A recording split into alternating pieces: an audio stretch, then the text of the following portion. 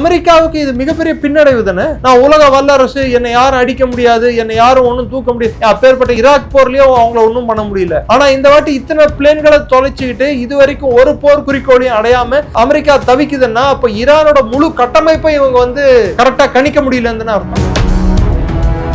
கையாலாகாத அமெரிக்க உளவமைப்பும் அமெரிக்க ராணுவமும் ஈரானை குறைந்த மதிப்பீட்டதாலும் இஸ்ரேலை முழுமையாக நம்பியதாலும் சவுதி அரேபியாவின் தூண்டுதல் காரணமாகவும் இன்று மாட்டிக்கொண்டு முழிக்கிறது. சொல்லியிருக்காரு, நீங்கள் பள்ளிகளுக்குள்ள இருந்து நீங்க ராக்கெட்டை லான்ச் பண்ணதால தான் நாங்க பள்ளியை தாக்கி இருக்கோம்.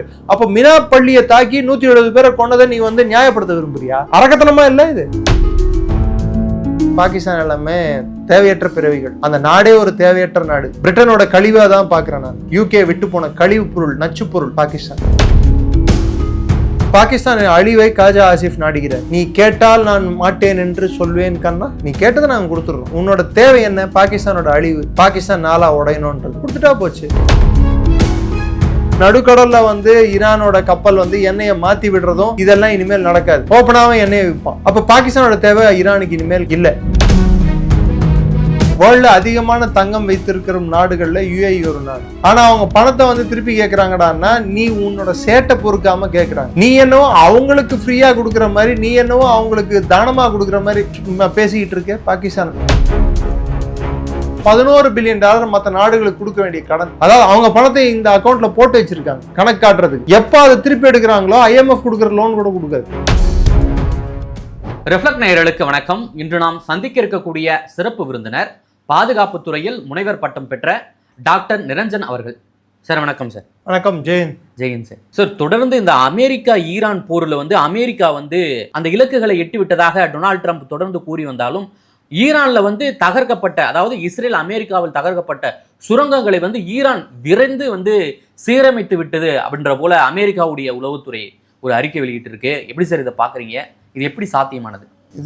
இது என்ன சொல்றது? நம்ம ஏற்கனவே நான் சொன்ன மாதிரி கம்பி கட்டின கதைன்னு சொல்லலாம். இல்ல இன்னும் சொல்ல போனா ஆடத் தெரியாதவங்க கூடம்பத்துலன்னு சொன்னாங்கன்னு சொல்லுவாங்க தெரியுங்களா? ஒரு அது மாதிரி இருக்குது. ஏன் இதெல்லாம் முன்கூட்டியே உங்களோட உளவமைப்பு, உலகத்தின் சால சிறந்த உளவமைப்பு, இப்பாரும் அப்பாரும் இல்லாத உளவமைப்பு, ஒரு உளவமைப்பு இல்ல 2 உளவமைப்புகள், மொசாதும் CIA-யும் என்ன கிழிச்சாங்க. ஸோ ஈரானோட நிலப்பரப்பு அப்போ எவ்வளோ மலை சூழ்ந்த பிரதேசமா இருக்கும். அந்த மலை சூழ்ந்த பிரதேசங்கள்ல எவ்வளவு தூரத்துக்கு அவங்க உள்ள அண்டர் கிரவுண்ட் நெட்வொர்க்ஸ் வச்சிருப்பாங்கன்னு சொல்லிட்டு முன்கூட்டியே கணிக்கலையா நீங்க? அப்போ நீ சொல்றது அவங்களோட எல்லா ராக்கெட் லான்ச்சர்களையும் நான் தூக்கிட்டேன் அப்படின்னு சொன்னது அப்போ போய் தானே.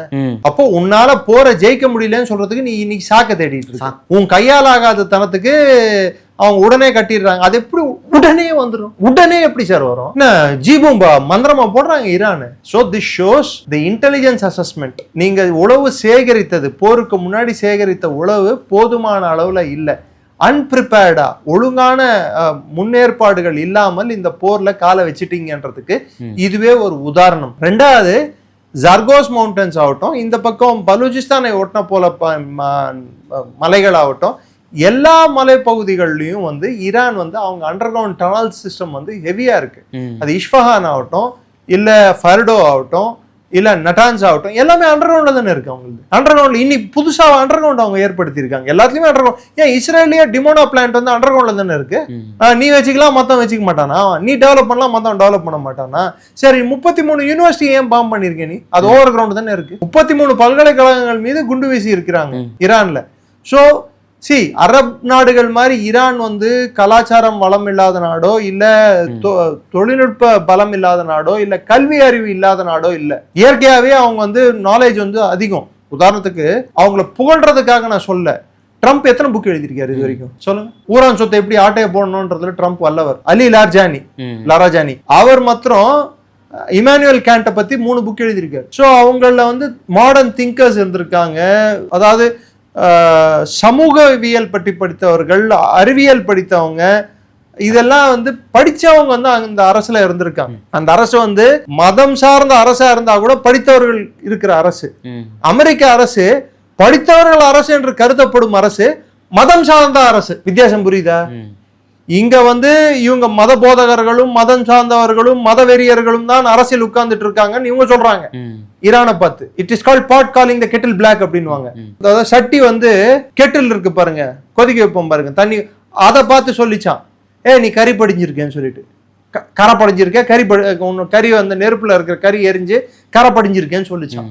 அது மாதிரி இருக்குது. அங்க பீட் எக்ஸத் வந்து கிறிஸ்துவ போதனை கொடுத்தாலோ இல்ல ட்ரம்ப்பை சுத்தி கிறிஸ்துவ கூட்டம் வந்து நின்றுட்டு அவரை ஆசீர்வதிப்பு கூட்டம் நடத்தினாலோ அது மத போதகம் இல்ல, அவங்க வந்து அறிவு சார்ந்தவர்கள். ஈரான்ல இருக்கிறவங்க மாத்திரம் அது மதம் சார்ந்தவர்கள், அங்க அறிவு சார்ந்தவர்களே இருக்க மாட்டாங்க. அதெல்லாம் 33 யூனிவர்சிட்டி மேல குண்டு போட்டீங்க. பீடெக்ஸ் தவிர சொல்லியிருக்காரு, நீங்கள் பள்ளிகளுக்குள்ள இருந்து நீங்க ராக்கெட்டை லான்ச் பண்ணதால தான் நாங்க பள்ளியை தாக்கி இருக்கோம். அப்ப மினா பள்ளியை தாக்கி 170 பேரை கொண்டதை நீ வந்து நியாயப்படுத்த விரும்புறியா? அரக்கத்தனமா இல்ல இது? சோ இது வந்து பசப்புற வேலை, சப்பக்கட்டு கட்டுற வேலை. கையாலாகாத அமெரிக்க உளவு அமைப்பும் அமெரிக்க ராணுவமும் குறைந்து மதிப்பீடு, ஈரானை குறைந்து மதிப்பீடிட்டதாலும் இஸ்ரேலை முழுமையாக நம்பியதாலும் சவுதி அரேபியாவின் தூண்டுதல் காரணமாகவும் இன்று மாட்டிக்கொண்டு முழிக்கிறது. அதற்கு அவர்கள் அடையும் பின்னடைவுகளில் இருந்து காப்பாற்றிக் கொள்வதற்கு இது மாதிரி புது புது கதைகளை, கம்பி கட்டுற கதைகள் எல்லாம் அமெரிக்கா சொல்லிட்டே இருக்கும். என்ன மாதிரியான யுக்திகளை சார் ஈரான் வந்து இந்த விஷயத்துல வந்து கைப்பற்றிருக்கு? புரியுது என்ன யுக்திகள்? அதாவது இந்த சுரங்கங்களை இது போல தகர்க்கிறாங்களா ராணுவ தளவங்களை வந்து, அவங்க ஆல்ரெடி யுக்தி இப்ப இல்லைங்க. போன வாட்டி நடந்த போர்லயே அமெரிக்கா என்ன சொல்லிச்சு, நான் வந்து யுரேனியம் அழிச்சிட்டேன்னு சொல்லி அப்பயே நான் வந்து மற்ற சேனல் கொடுக்கும்போது இன்டர்வியூல நான் சொல்லியிருக்கேன், இவங்க அழிக்க முடியாது, ஏன்னா அவங்க அண்டர் கிரவுண்ட் டனல்ஸ் எல்லாமே 1600 அடி 1000 அடி கீழே இருக்கு, பூமிக்கு அடியில இருக்கு. சோ அழிக்கிறதுக்கு வாய்ப்பே இல்லை. அவங்களோட டனல் சிஸ்டம் வந்து ஃபார்மர், உதாரணத்துக்கு வியட்நாம் போர்ல எப்படி வந்து வியட்காங் வந்து டனல் சிஸ்டம் மூலமா அமெரிக்க படைகளை தோக்கடிச்சாங்களோ அதே போன்ற ஒரு டனல் சிஸ்டம் நெட்வொர்க் இன்னும், அதாவது க்ரூடான டனல் சிஸ்டம், இதெல்லாம் perfectly constructed tunnels, concrete use பண்ணி கட்டி இருக்காங்க. சோ அவ்வளவு ஈஸியா அதை தாக்க முடியல. ரெண்டாவது, அவங்களுக்கு தேவையான அளவுக்கு உளவு பத்தல உள்ள. மூணாவது, இவங்களுக்கு வரக்கூடிய இன்ஃபர்மேஷன் எல்லாமே வந்து இன்னைக்கு bits and pieces of information தான் வருது. நாலாவது, டெக்னிக்கல் இன்ஃபர்மேஷன்ல இவங்க வந்து கை தேர்ந்தவர்களா இருக்காங்க, ஆனா ஹியூமன் இன்டெலிஜென்ஸ்ல பின்தங்கி இருக்காங்க அமெரிக்கா. அடுத்தது, ரஷ்யாவோட உளவு அமைப்பும் சைனாவோட உளவு கொடுக்கும் தன்மையும் ஈரானுக்கு இன்னைக்கு கை கொடுத்துள்ளது. அதனாலதான் இன்னைக்கு எத்தனை அமெரிக்க பிளேன்கள் இப்போ நடுவுல இப்போ கிட்டத்தட்ட சிலர் வந்து 20 பிளேன்கள் அப்படின்றாங்க, சிலர் வந்து அவங்களோட ட்ரோன்களையும் சேர்த்து, ரீப்பர் ட்ரோன்ஸ், எம்கியூ ட்ரோன்ஸ், அதையும் சேர்த்து 37 ரக விமானங்களை, வெவ்வேறு ரக விமானங்களை ஈரான் தகர்த்துள்ளது அப்படின்றாங்க. சோ இது அமெரிக்காவுக்கு இது மிகப்பெரிய பின்னடைவு தானே. நான் உலக வல்லரசு, என்னை யாரும் அடிக்க முடியாது, என்னை யாரும் ஒன்னும் தூக்க முடியாது, அப்பேற்பட்ட ஈராக் போர்லயும் அவங்கள ஒன்னும் பண்ண முடியல. ஆனா இந்த வாட்டி இத்தனை பிளேன்களை தொலைச்சுக்கிட்டு இது வரைக்கும் ஒரு போர் குறிக்கோளையும் அடையாம அமெரிக்கா தவிக்குதுன்னா அப்ப ஈரானோட முழு கட்டமைப்பை இவங்க வந்து கரெக்டா கணிக்க முடியலன்னு அர்த்தம். சோ என்னை பொறுத்த வரைக்கும் இது பசப்பற கதை. இதை வந்து நான் I will take it with pinch of salt. Sir, தொடர்ந்து இந்த ஈரான் மீதான போர் வந்து தொடர்ந்தால் அமெரிக்கா உள்நாட்டிலே வந்து சீனா தாக்குதல் நடத்தும் அப்படின்ற போல நிபுணர்கள் சொல்றாங்களே, அது எந்த நிபுணர்கள் சொன்னாங்க? சைனா அது வந்து எவ்வளவு தூரத்துக்கு நம்ம எடுத்துக்கணும்னு சொல்லிட்டு நம்ம பார்க்கணும். அது எவ்வளவு தூரத்துக்கு, அதுக்கு நீங்க சொல்ற தரவுக்கு யார் சொல்லியிருக்கா, எப்ப சொல்லியிருக்கான்றதுக்கு எனக்கு தெரியல. பட் சைனா வந்து வெப்பன் சப்ளை பண்ணுமான்னா பண்ணும், நார்த் கொரியா சப்ளை பண்ணுமான்னா பண்ணும், நேரடியா இறங்காதானா? நேரடியா. சார், அதே போல பாகிஸ்தானுடைய பாதுகாப்புத்துறை அமைச்சர் கவாஜா ஆசிப் சொல்லியிருக்காரு, இந்தியா இனிமேல் நம்ம மீது தாக்குதல் நடத்தினா இனிமேல் எல்லையில வந்து போர் கிடையாது, தாக்குதல் கிடையாது, டைரக்டா நாங்க கொல்கத்தாக்கு வருவோம் அந்த போல ஒரு எச்சரிக்கை விடுத்திருக்காங்க. அவர் என்ன கல்கட்டா கராச்சின்னு நினைச்சு சொல்லிட்டாரா என்னன்னு தெரியல. கனவுல கூட நடக்காது. பாகிஸ்தான் நாங்க வந்து அடிக்கும்னு சொல்லிட்டு டெசிஷன் எடுக்கும் போதே, அதாவது அது எதுக்கு சொன்னாங்கடான்னா, இந்தியா வந்து பேல்காம் ஏப்ரல் 22 கிட்ட நெருங்கிட்டு இருக்கு. அப்போ இந்தியா உளவு அமைப்பே ஒரு தாக்குதலை ஏற்படுத்தி அது பாகிஸ்தான் மீது பழிய போடுவாங்க, ஃபால்ஸ் பிளாக் அட்டாக் பண்ணுவாங்க. அதுக்கு பதிலடி கொடுக்கும் விதமாக நாங்க வந்து இந்த முறை கல்கட்டாவை அடிப்போம் அப்படின்ட்டு இருக்காங்க. சாத்தியமா? அது முடியாது. எல்லை இங்க இருக்கு, கல்கத்தா இங்க இருக்கு. அவ பாகிஸ்தான் அழிவை காஜா ஆசிப் நாடுகிறார். நீ கேட்டால் நான் மாட்டேன் என்று சொல்வேன் கண்ணா, நீ கேட்டதை நாங்க கொடுத்துடுறோம். உன்னோட தேவை என்ன? பாகிஸ்தானோட அழிவு, பாகிஸ்தான் நாளா உடையணும்ன்றது கொடுத்துட்டா போச்சு. இதுக்கு முன்னாடி அப்துல் பாசித் வந்து டெல்லியும் மும்பையும் தாக்கப்படணும்னு சொன்னாங்க, அவங்களோட முன்னாள் இந்தியா தூதர். இப்போ காஜா ஆசிப் கல்கட்டா தாக்கி, எனக்கு நெக்ஸ்ட் என்ன சென்னையா, அடுத்து பெங்களூர், ஹைதராபாடா? ஏன்னா ஊருங்க பேரை சொல்லி நீங்க கதை அடிச்சிட்டு இருக்கீங்களா? முதல்ல தாலிபான்ல நேற்று தாலிபான் 6 பாகிஸ்தான் ராணுவ வீரர்களை கொண்டுட்டாங்க பார்டர்ல. தாலிபான் கிட்ட இருந்து உங்களை நீங்க காப்பாத்திக்கோங்கடா, பலூச் கிட்ட இருந்து காப்பாத்திக்கோங்கடா.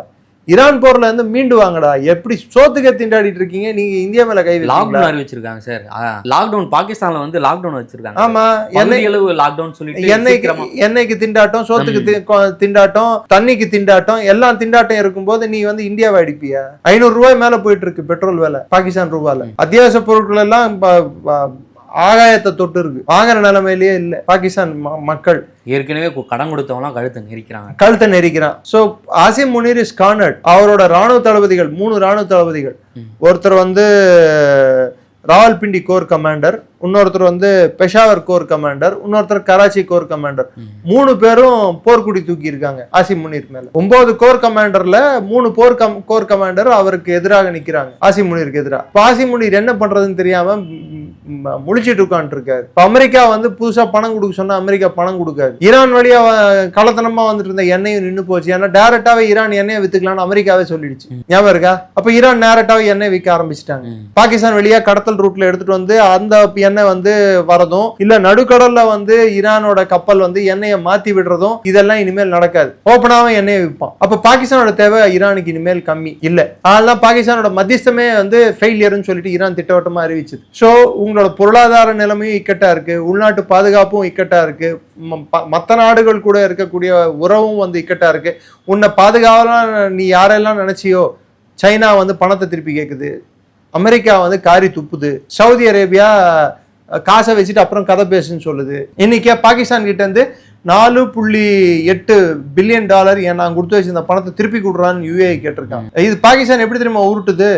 அவங்க கிட்ட இப்போ நிதி நெருக்கடி ஏற்பட்டுள்ளதால் நம்ம கிட்ட கேட்கறாங்க அப்படின்னு சொல்லிட்டு. சரி, நான் அதையே ஒத்துக்கிறாங்க. யுஏஇ கிட்ட எவ்வளவு கோல்டு ரிசர்வ்ஸ் இருக்கு? வேர்ல்ட்ல அதிகமான தங்கம் வைத்திருக்கிற நாடுகள்ல யுஏஇ ஒரு நாடு. ஆனா அவங்க பணத்தை வந்து திருப்பி கேட்கறாங்கடான்னா நீ உன்னோட சேட்டை பொறுக்காம கேட்கறாங்க. நீ என்னவோ அவங்களுக்கு ஃப்ரீயா கொடுக்குற மாதிரி, நீ என்னவோ அவங்களுக்கு தானமா கொடுக்குற மாதிரி பேசிக்கிட்டு இருக்க. பாகிஸ்தான், நான் பாகிஸ்தானை சொல்றேன், 1995 வாங்கின கடனையே இன்னும் கட்டாம உட்கார்ந்து இருக்காங்க. அப்போ $200 மில்லியன் வாங்கினாங்க. அதையே திருப்பி கட்டாம அதுக்கு வட்டி குட்டி எல்லாம் போட்டு இப்போ இன்னைக்கு பிளஸ் அவங்க கிட்ட இருந்து வாங்கின கடன் எல்லாம் சேர்த்து பார்த்தா $4.8 பில்லியன் ஆயிருக்கு. சைனா கிட்ட $220 மில்லியன் அளவுக்கு electricity bill, United Pakistan energy அப்படின்னு சொல்ற ஒரு நிறுவனம் வந்து பில்லு கட்டணும். அது சைனாவோட சப்சிடரி. அவங்களுக்கு பில்லு கட்டாம அது நிலுவையில் நிக்குது. சைனா பணத்தை திருப்பி கேட்குது. இன்னைக்கு பாகிஸ்தானோட நிலைமை, எல்லா நாடுகளும் சவுதி அரேபியாவும் பணத்தை திருப்பி கேட்கு. அவங்களோட அந்நிய செலாவணி அவங்க கிட்ட இருக்கிறது $16 பில்லியன், $16.5 பில்லியன்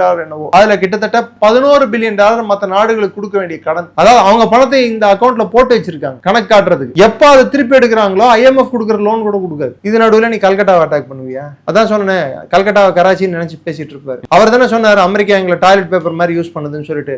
டாய்லெட் பேப்பர் இந்தியாவை அடிக்கும்னு சொல்லிட்டு அதை ஒரு இஷ்யூ ஆக்கி நம்ம பேசுறது வந்து it's waste of our energy and time. நமது காலத்தையும் நேரத்தையும், நமது எனர்ஜி, அதாவது உள்ள இருக்கிற கொஞ்சம் நெஞ்சம் இருக்கிற சக்தி, உருப்படியான வேலைக்கு அதை யூஸ் பண்ணலாம். அதை விட்டு இது மாதிரி அடிமட்டமான கேவலமான பிறவிகள் மீது யூஸ் பண்ணுவது தேவையற்றதுன்னு நான் நினைக்கிறேன். என்னை பொறுத்த வரைக்கும் பாகிஸ்தான் எல்லாமே தேவையற்ற பிறவிகள். அந்த நாடே ஒரு தேவையற்ற நாடு, கழிவு. என்னை பொறுத்த வரைக்கும் அந்த நாடு பிரிட்டனோட கழிவா தான் பாக்குறேன் நான். UK விட்டு போன கழிவு பொருள், நச்சு பொருள் பாகிஸ்தான். மிக்க நன்றி சார், நேரில் வந்து பல்வேறு தகவல். நன்றி. ஜெயந்த்.